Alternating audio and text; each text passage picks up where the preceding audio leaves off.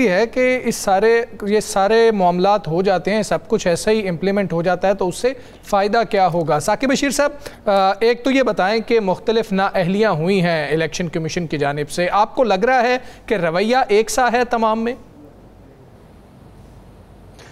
اس میں ایک تو بڑی امپورٹنٹ بات ہے کہ میرا خیال میں 8 فروری الیکشنز میں جو کچھ ہوا, پھر فارم 47 کے الزامات بھی سامنے آئے, پھر ہم نے دیکھا کہ ٹریبونلز میں کیس بھی گئے, بہت زیادہ توقعات لگائی گئیں ٹریبونلز سے, عدالتوں سے,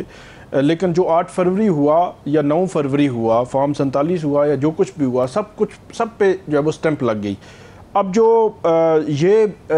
رانا صاحب کی بات ہے, میں تھوڑا سا اس میں ڈس ایگری کروں گا کہ اگر 8 فروری الیکشنز ہو گئے, اس میں تبدیلیاں ہو گئیں تو کوئی فرق نہیں پڑا, تو بے شک جتنا مرضی ہے بڑا الیکشن ہو جائے اس سے کیا فرق پڑے گا. اب آپ یہ دیکھ لیں کہ اس وقت جب ہم بات کر رہے ہیں,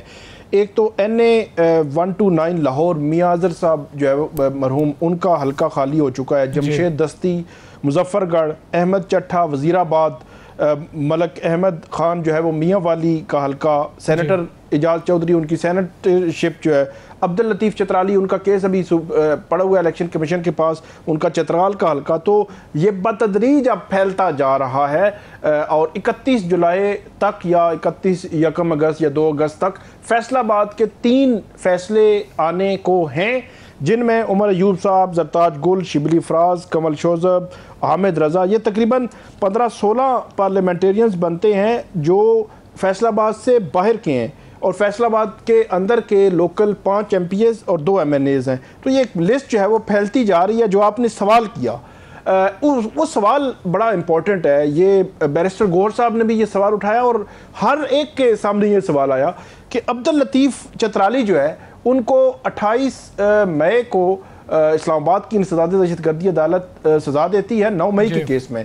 ان کی نااہلی کا نوٹیفیکیشن نہیں ہوا. ان کی نااہلی کے لیے ایک پروسیڈنگ شروع کی گئی الیکشن کمیشن میں, اور الیکشن کمیشن کل کے لیے الیکشن کمیشن نے نوٹس کیا ہوا ہے اس میں باقاعدہ طور پر کہ ان کی نااہلی کرنی ہے یا نہیں کرنی تو نااہلی الٹیمیٹلی ان کی نااہلی ہونی ہے, کل ہونی ہے یا آج ہو جاتی. لیکن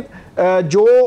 سرگودا اور لاہور کے فیصلے آئے, ان پر بغیر نوٹس کے الیکشن کمیشن نے ان کو نااہل قرار دیا, اور الیکشن کمیشن نے کہا کیونکہ پنجاب کے لا ڈپارٹمنٹ نے ہمیں فیصلے بھیج دیے تھے تو اس لیے ہم نے نوٹیفیکیشن ان کا نکال دیا نااہلی کا. اور عبداللطیف چترالی کے حوالے سے ایک شہری نے درخواست دی تھی کہ کیونکہ اس کے خلاف فیصلہ آ چکا ہے تو اس لیے ہم نے نوٹس کیا. تو یہ دونوں میں تضاد بظاہر جو ہے وہ نظر آتا ہے, لیکن ایک چیز طے ہے کہ عبداللطیف چترالی ہو یا باقی لوگ ہوں, ان کی نااہلی آج نہیں تو کل ہونی ہے, اور 5 سال کے لیے نااہلی ہے, نشستیں خالی اور الیکشن جو ہے وہ اس پر ہونے ہیں. 5 اگست کا دن جو ہے پی ٹی آئی کے لیے جہاں اہم ہے, وہاں پی ٹی آئی کا بہت پیچھا بھی کر رہا ہے. جس طرح میں نے آپ کو بتایا کہ فیصل آباد کے 3 فیصلے یہ آ رہے ہیں 9 مئی کے, تقریباً 31 جولائی, 1 اگست یا 2 اگست, اس کے درمیان. اسی طرح سرگودا کا فیصلہ کل ایک متوقع ہے. جو آنے والے دنوں میں لاہور کے 2 فیصلے آ سکتے ہیں اگست کے پہلے ویک میں. اس کا مطلب یہ ہے کہ 5 اگست کے آگے پیچھے یہ ہلچل جاری رہے گی. اب پی ٹی آئی کی اس حوالے سے کیا پلاننگ ہے, کیونکہ جمشید دستی صاحب کو نااہل جب کیا گیا تو جمشید دستی پہلے ایک جو ملتان بینچ میں گئے, وہاں پہ درخواست دی, انہوں نے کہا لارجر بینچ بنے گا. پھر ان کا کیس لاہور ہائی کورٹ میں, وہ کلیم کر رہے ہیں کہ ان کا کیس نہیں لگ رہا, وہ جو ہے وہ کوشش کر رہے ہیں, ارلی ہیئرنگ کی درخواست بھی دی ہے. تو اگر پی ٹی آئی کو عدالتوں سے بھی ریلیف نہ ملا فوری طور پر, کہ جس طرح اگر جو ہے وہ عدالت جو ہے وہ کنوکشن جو ہے, وہ ججمنٹ جو ہے وہ سسپینڈ کر دے, تو یہ نااہلی, یہ ڈی سیٹ ہونا, یہ جو ہے وہ ضمنی الیکشن میں جانے کا سلسلہ رک بھی سکتا ہے. لیکن عدالتوں سے کیا پی ٹی آئی کو ریلیف ملے گا, یہ بڑا سوال ہے. اور بظاہر 26ویں آئینی ترمیم کے بعد ہم دیکھ رہے ہیں اس ریلیف میں بہت کمی آئی ہے. اس کی زندہ مثال یہ ہے کہ یہ ابھی ریسنٹلی عمران خان صاحب کا کیس, جی صاحب کر لیں, میں آپ کی بات پوری ہو جائے پھر میں اس پہ عمران خان صاحب کا, جی رانا صاحب نہیں آپ کر لیں بات پوری, پھر میں بتاتا ہوں.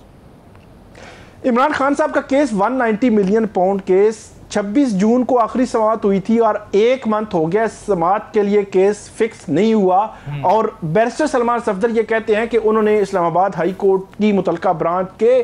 جو حکام ہیں ان سے بات کی، تو ان کو یہ کہا گیا کہ ابھی تک کوئی انسٹرکشنز نہیں ہے کہ چھٹیوں میں کیس لگایا جائے گا۔ چھٹیاں کا مطلب یہ ہے کہ 31 اگست تک چھٹیاں ہیں، ستمبر میں جو ہے وہ یہ کیس لگنے کے جو ہے وہ پھر امکانات ہوں گے۔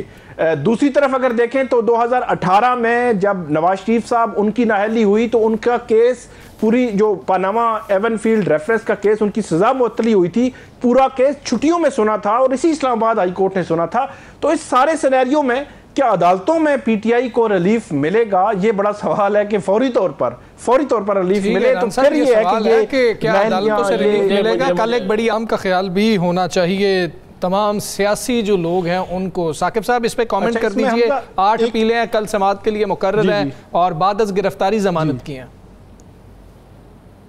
جی کل کی جو سماعت ہے وہ کوئی بڑا آؤٹ کم مجھے نظر نہیں آ رہا۔ ایک بات تو یہ ہے کہ بیرسٹر سلمان صفدر وہ بیرون ملک ہیں، وہ جنرل ایڈجرمنٹ ایک ہوتی ہے وکلا کی جو چھٹیوں میں وہ لیتے ہیں اور وہ بیرون ملک عدالتوں کو آگاہ کر دیتے ہیں،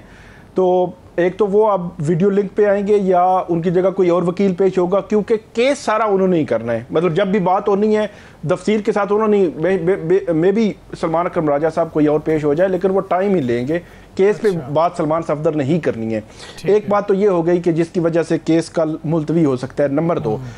جو چیف جسٹس یحییٰ فریدی صاحب ہیں، انہوں نے ہی 4 منتھ کی ڈائریکشن دی ہوئی ہے ATC کورٹس کو، اور وہ 4 منتھ کی ڈائریکشن 15 سے 20 اگست کے درمیان ختم ہو رہی ہے، دوسرے لفظوں میں 15 سے 20 دن کے بعد۔ تو اس ساری صورتحال میں کہ جب سپیریئر کورٹ نے ٹرائل کورٹ کو ڈائریکشن دی ہوئی ہو تو طے شدہ ایک اصول ہے کہ وہ پھر اس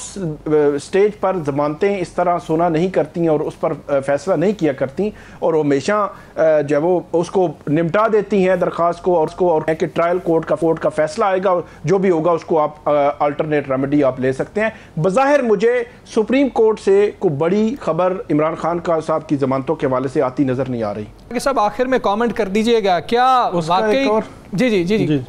ساتھ ہی اس کو شامل کر لیجئے گا، سوال بھی میرا لے لیں، کیا کے پی میں واقعی کوئی نیا فارمولا آ رہا ہے یا اسلام آباد میں ایسی کوئی بات نہیں ہے؟ اچھا، وہ جو بیٹے ہیں عمران خان صاحب کے، اس کا ایک اور طریقہ بھی ہو سکتا ہے نا، کہ ہو سکتا ہے حکومت ان کو اسلام آباد ایئرپورٹ پر اتارے اور وہاں سے ہیلی کاپٹر کے ذریعے ڈائریکٹ اڈیالہ اور ملاقات کروا کے دوبارہ ہیلی کاپٹر کے ذریعے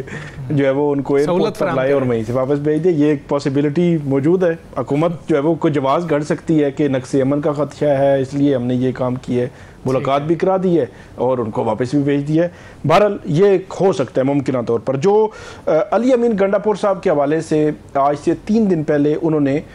بڑے سخت بیانات دیے، ان کو ہم دہرا نہیں رہے لیکن بیانات بہت سخت تھے، ایسے بیانات جو میرا خیال میں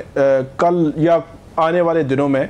جو ہمارے دشمن ملک ہیں، بھارت ہے یا باقی ممالک بھی، وہ استعمال بھی کر سکتے ہیں اس قسم کے بیانات کو، ایسے بیانات بھی دیے گئے ہیں۔ تو اس کے بعد جو علی امین گنڈاپور صاحب کے حوالے سے جو فضا ہے اس میں تبدیلی آ رہی ہے۔ اچھا، اب یہ کب اس پہ عمل ہوتا ہے یہ ابھی دیکھنا ہے۔ اس میں ایک ٹیکنیکل پوائنٹ ہے، وہ technical point P T I کے جو ایم پی ایز ہیں، وہ ویسے تو بیرسٹر گوہر کہتے ہیں کہ وہ سنی اتحاد کونسل کے ہیں، لیکن مخصوص نشستوں کے فیصلے کے بعد ان کو بطور انڈیپینڈنٹ کنسیڈر کیا جا رہا ہے، اور ان کے حوالے سے ایک جو گروپس ہیں with in P T I یا ایم پی ایز کے درمیان وہ بھی موجود ہیں۔ نمبر 1 ایک کیس ہے شراب اسلحہ برآمدگی کیس، یہ ایک لٹکتی تلوار ہے جو علی امین گنڈاپور صاحب ہیں۔ اگر ان کا فیصلہ یہ بھی آتا ہے کہ ان کو 6 مہینے بھی سزا ہو تو 6 مہینے سزا پہ بھی ان کی نااہلی ہو سکتی ہے، اور اس کے بعد یہ کہ ان کے ممبران جو ہے وہ آزاد ہیں۔ یہ سچویشن کچھ جو ہے وہ ہمارے ذرائع بتاتے ہیں کہ اس بیان کے بعد کچھ فضا میں تبدیلی آئی ہے، اور آنے والے دنوں میں علی امین گنڈاپور صاحب کے حوالے سے عدم اعتماد سمیت مختلف آپشن جو ہے وہ سامنے آ سکتے ہیں۔